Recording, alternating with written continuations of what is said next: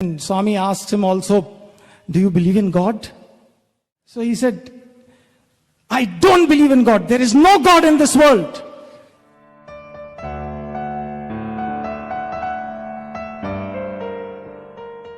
But let's go deeper into Swami's life. And I'm somewhat excited to tell you, I will not narrate this experience, because if I narrate this experience alone, it may take 1.5 hours. Not my experience, and that's why I would not like to narrate it. But yet, the excitement level is such that I can't but spill over the beans, as they say, at least a few sentences. Because I heard it only few days ago. See, we are living in such a place, in such a world, that even after 33 years of staying and listening to experiences and experiences and experiences of Swami, we still come across things which make us sit upright and then say, hey, I want to listen to that till the very end. And that was something that somebody narrated in our moral class on last Thursday, somebody from Kerala, who has also spoken on many occasions, and he will himself narrate such an experience, but for the first time he has possibly spoken it in public. And just to cut it short, he said that after having come to Swami at the age of 3 in 1953, in 1960s, he became an atheist, and then finally joined the Communist Party, and then finally became anti-God, anti-Swami, anti-everything, and then their only aim was to eliminate all the spiritual heads in this country. And they had decided, you know Krishna's life, how it was. The entire childhood was only filled with, if you hear the stories, first day this demon came, next day that demon came, next day this demon came. It was only full of how he managed various devils and various demons. And this man releases this story, possibly to the world, and you better listen to it from him. And he says that 27 of them young people decided to finish 27 religious heads of the country, and they drew lots. And in his lot was, lots for what? Whom should I finish? Each one had to finish one, because their aim was very pure. They were convinced that the religious heads are spoiling this country, and we must do something to save this country. So best is eliminate all the religious heads. So in his lot came up Bhagwan Sri Sathya Sai Baba. And then rest of the 1 hour we were all sitting upright as he was describing details of how, when, where, why. He was going to do it with a dagger hidden inside a mouth organ, sitting as a devotee.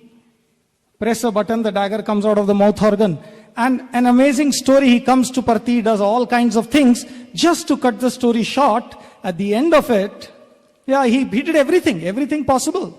He jumped onto, because he thought Swami is a magician. He consulted PC Sarkar. He consulted everybody just to tackle Sathya Sai Baba. And then he came to Parthi, and he had the opportunity, and at night he jumped onto Swami's terrace, went on into Swami's room, went this side, that side. Of course, he didn't find Swami there, though Swami had slept off there only. And then next day Swami calls him for an interview. So many things happen. He doesn't want to go for an interview, and then in the interview, amazing things happened. And then Swami asked him also, do you believe in God? Very nicely. Swami was talking most lovingly. He got so irritated. So he said, I don't believe in God. There is no God in this world. Swami was silent. Swami was smiling and looking at him. And then after a few seconds of silence, Swami says, 100% correct.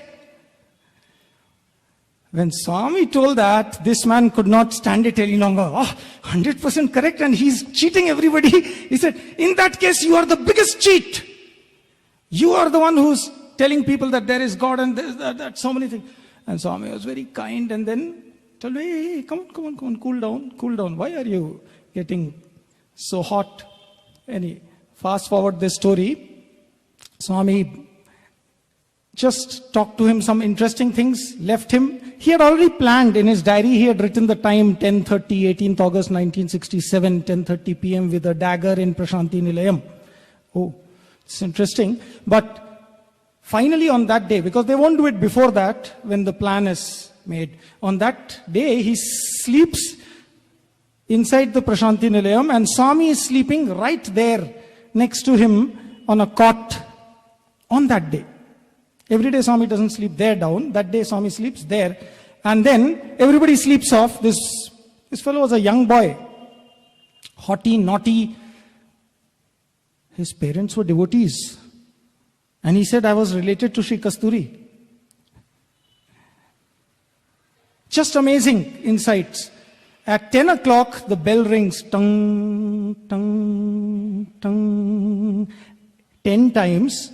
Swami was sleeping, this boy was just there, his mouth organ was behind him. At 10 o'clock when that happened, suddenly Swami got up and sat down. And he looked at him and this boy didn't know what to do. So, because time is not yet there, he has fixed the time. So Swami asked him, hey, what's the time? He said 10 o'clock. Oh, 10. And Swami slept back. At 10:30, tongue, single tongue. Swami got up, sat down, looked straight into this boy's eyes. He didn't know what to do because he didn't expect Swami will get up just then. Mouth organ is not with him. Swami looks at him, stares at him, and does this, like this. When he did like this, Swami's hand, his mouth organ appeared. And he said, hey, it was my mouth organ. I could recognize it because I had got it made. It is mine. And then Swami looked at it and told, see, kill me. Please kill me. Please kill me. It was silence like this. The boy says, the man, he is now more than 65. He says, all my energy started going out. Till then I was, in spite of all, whatever had happened in the past few days, I'm not narrating those fantastic things, but in spite of all those things, I was dead sure of doing that job. And then what did Swami say? Hey, Swami said, see, when you make up your mind and give a promise, it's not good. You must keep it up. Please kill me. Please. And then Swami said, you wrote it in your diary, no? In your diary, 10:30 p.m. Please. See, here. Put it on my heart. Swami said, put it on my heart. Press this button, Swami said. That button also he showed. And as Swami kept requesting him to do that, he says, all my energy went off. And finally, that harmonium mouth organ dagger fell down from Swami's hands. This boy's, by then his hands were on Swami's lap. They were cold. And when the dagger falls down, it hit this boy's toe. And his toe started bleeding. And then Swami tore his robe and put a bandage on his toe. He said, 18th August 1967, I had decided to kill him. He finished me.